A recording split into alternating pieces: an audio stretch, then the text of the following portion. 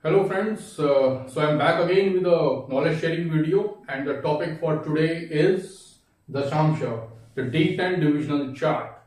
So Dasamsa means what? Dasamsa is just a literal meaning from translated from Sanskrit. It means the 10th division, the 10th part. Just like Navamsha, the other very important divisional chart, something I spoke in the last week, is about ninth division. That is Nav Amsha. Amsha is division and Nav means 9. So Nav Amsha is the ninth division and thus Amsha is 10th division. So the idea here is for any divisional chart, that is that we divide the sign into some equal parts. So in case of Navamsha, that's 9 equal parts, and in case of the Shamsha or D10 divisional chart, it is 10th part in 10 equal parts. So what does it mean? I think you probably already know that D10 divisional chart, the Dasamsha is used in case of career, in profession, and to see the job profile of a person, the kind of role the person will play in the society. It shows the main karma of the person that would be visible in the society. Okay, so that's why this chart is very important. That is because career and profession is very important in our lives, isn't it? So why D10 for career? Yeah, you just guessed it right, because in a Rashi chart, in a typical horoscope, the 10th house relates to your career and profession. Well, that is right, but the question is again, why 10th house for career and profession? All right, so I will give you the answer. 10th house because there are supposed to be 10 karmic directions a person can take.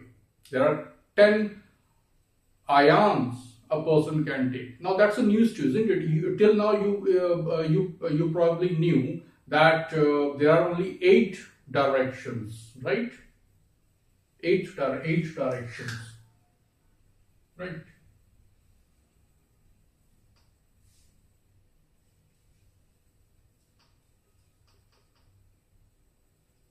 And then we have 4 directions here as well: the northeast and southeast, southwest, and northwest. And we also are aware of the planetary rulership of these directions. I'll just mention that briefly without taking too much time on that. Mercury rules north, Jupiter rules northeast, Sun rules east, Venus rules southeast, Mars rules south, Rahu rules southwest, Saturn rules west, and Moon rules northwest. Right? So these are 8. We can see common sense. So I just told you that there are 10 karmic directions. Ayam, Narayan in Hindu tradition, bringing just a bit of belief system here.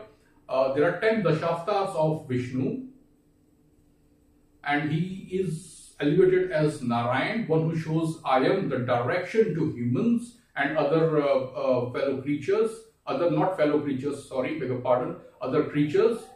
So Narayan is showing direction. There are 10 avatars of Vishnu, 10 we call them Dashavatar, 10 avatars.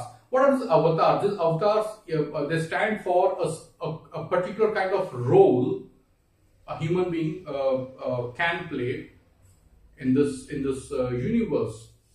That's bit of mythology. Then there are 10 Mahavidyas, the right kind of knowledge with which you should see those, you should do those karmas, 10 karmas. There are 10 karma and 10 Mahavidyas. Okay, and represented by, or rather kind of manifested by 10 dashavatars of Vishnu. That's bit of Indian tradition. People call it mythology. I don't.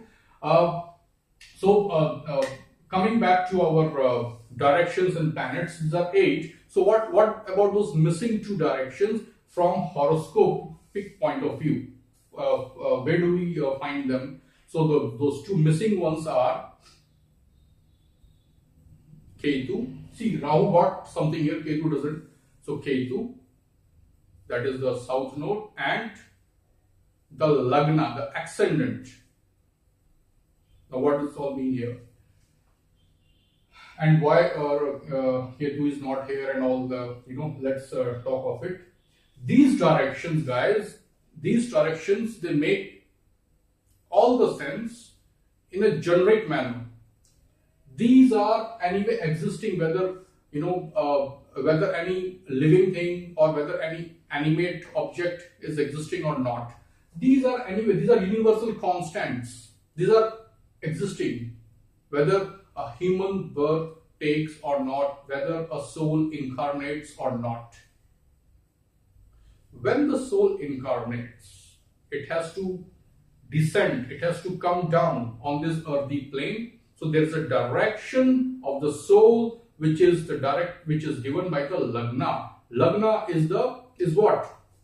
On this earth, when on the eastern horizon, whatever sign is rising, that is Lagna or the ascendant. So that relates with the earth. That is when you are born. So you have to come down. The soul, you as in soul, you have to come down to incarnate in this earthy plane. And that is a direction, downward move direction. So downward direction is the Lagna. That is direction number 9. 8 plus 1, I just told you 9. Now, what about the 10th direction? 10th direction is indicated by Ketu. Why? Because once you get in this vicious cycle of life and death, birth and death, then we also have to talk of the freedom from this cycle of life and death. And that in highly philosophical manner is called moksha, or the emancipation. The freedom from this vicious cycle of life and death. That, my dear friends, is represented by Ketu. And most of you probably already know that Ketu is moksha karaka, or the significator of moksha, the emancipation. So that's the direction number 10. So these are the 10 functions, 10 karmic directions for a soul as we talk of it with reference to its existence on earth. That's why 10 directions and 10 karmic orientations, and that's why the 10th house, and now relating to that, that's why 10th house and D10. That's the significance of the number 10 with reference to karma. Okay, another logic, and I'll tell you how to use this also in a while. Okay, I'm sorry if this video is overshooting my target time. I'm sure if you are enjoying, you'll forgive me.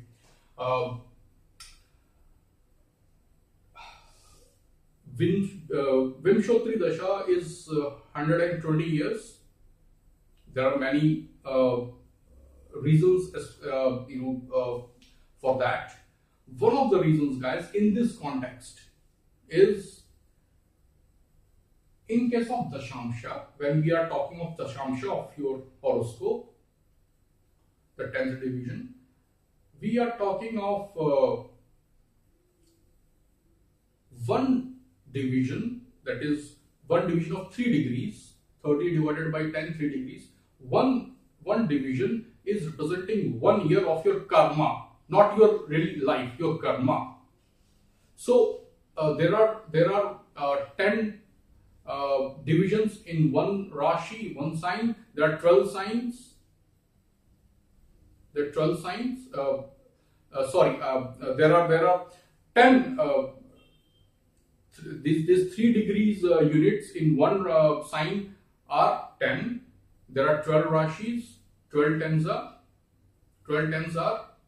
120.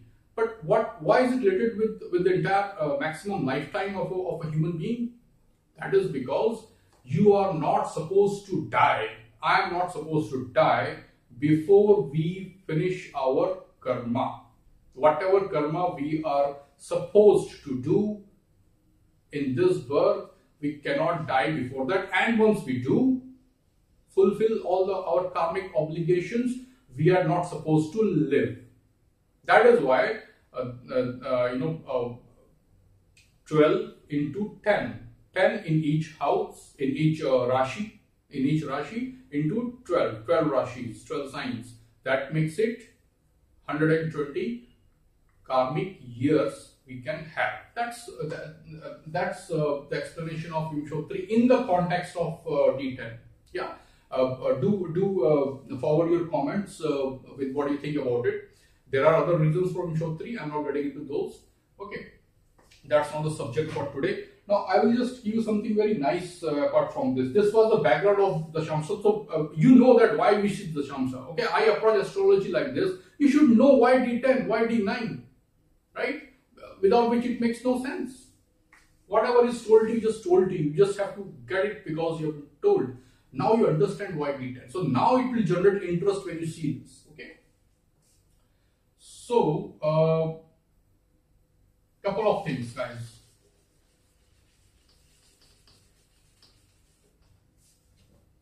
Okay. Talking of the karakas here, the chara karaka, okay, which people relate only with Gemini astrology, though it is not exclusive to that, but yes, Gemini astrology makes beautiful use of this chara karaka. Chara karaka are those temporary karakas, the significators, which we calculate as per the number of degrees it has progressed within a sign. So something at 25-degree Cancer is supposed to be ahead of something which is 5-degree Sagittarius. Okay, so we see within the sign. So this is a theory, and probably you know that. If you don't know, just Google the topic chara karaka. Okay, chara karakas, and you will get all the literature. I don't wish to waste your time and my time in this sort of advanced tips video that I'm doing now. So in chara karaka, there is something called atma karaka. Sorry, in this context, amatya karaka. Atma karaka is the one which has progressed the highest one. That's your soul connection, so to say. But the topic, the focus here is amatya karaka. Amatya karaka. I think this is not big enough for you to see, probably. Amatya, amatya karaka. Okay, amatya karaka is supposed to be the significator of your job, career, profession, money, right? Right? Wrong. Amatya karaka is significator of only your job, what your soul is programmed to do at a soul level, how you connect. That's what you want to do. Perhaps you don't know at this stage, but that's what you want to do. Amatya karaka. What about money, man? You work for money, right? Not always. That's why money and work are different. Some people work only for what they love, the passion. And some people, despite working only for passion, they make great money. Okay, so I don't want to get into the modern day dynamics of money and your passion and you love what you do and all that stuff. Okay, there's too much of that stuff anyway, and that's not really our subject today. Amatya karaka is where your passion lies to do, not to earn. Earn is surprise here, guys. Surprise, surprise, surprise.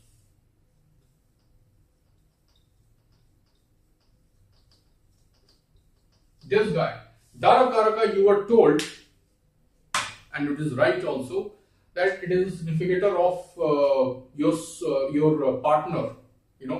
How you look at relationships and how your partner would be.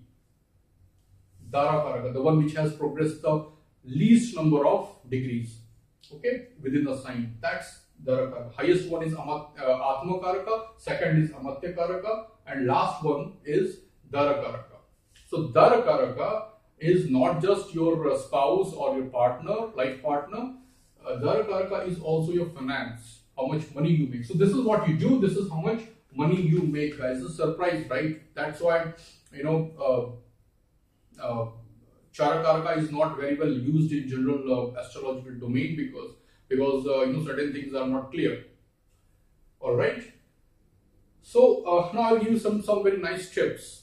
If you want to find out what a person probably does, in a profession, there are various ways to find out. Okay, Bhrigunandi Nadi has its own ways to find out. Typical Vedic astrology has the Parashar astrology. I would use the word. Parashar astrology has its own ways to find out, which is often confusing for most people, not for everyone though. Amatya karaka gives you good clues to that, but I'm going to share a great tip before I wind up this subject. Look at the amatya karaka in the Rashi chart, the D1 chart, and look at the 10th Lord in your D1 chart, the main Rashi chart, the main horoscope. Look at the Lord of the 10th house and see where in D10 it is placed. Where in D10 the Lord of your D1 chart is placed.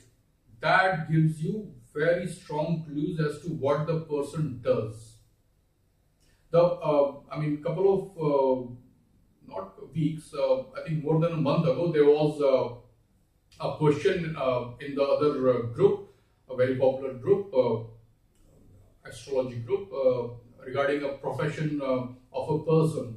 The person was he turned out to be someone who conducts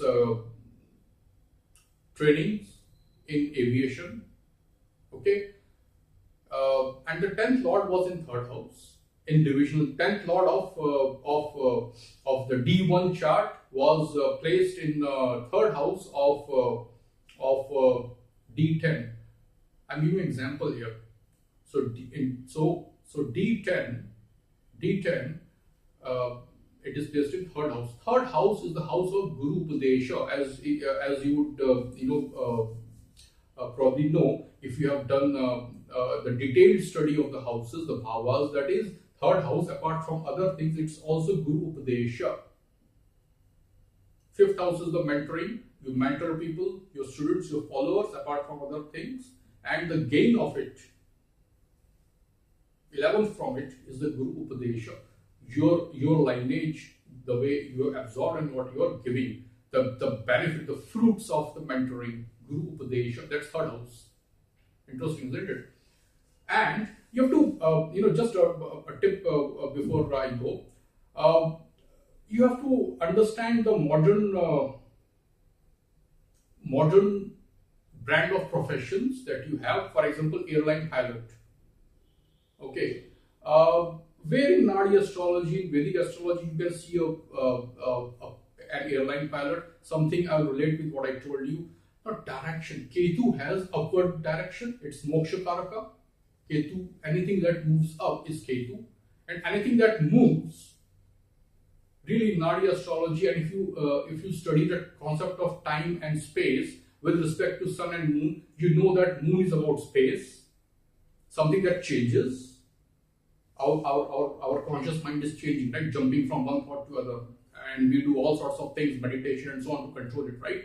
So moon is something that is all the time wanting to change, and Ketu is moving upward. So whenever moon and Ketu are in trine in your main Rashi chart, there is a very strong possibility that the person is probably related to airlines or is a pilot himself or herself.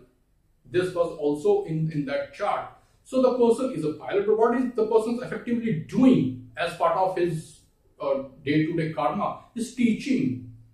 He owns an airline and aviation training institute. Not those air hostess training. Aviation training institute, a very, very, very specific focused stuff, but he's into training. Okay, so that is how you have to modify these significations of the planets in modern times, guys. I keep on saying this and putting this across very strongly that we have to adapt these old, thousands of year old principles in 21st century. Okay, so that's about it, guys. I think I gave you something useful, and I gave you some good direction to move forward and focus your time on things that you would be using in the future, and you will get very good with those. Thank you, guys. Thank you.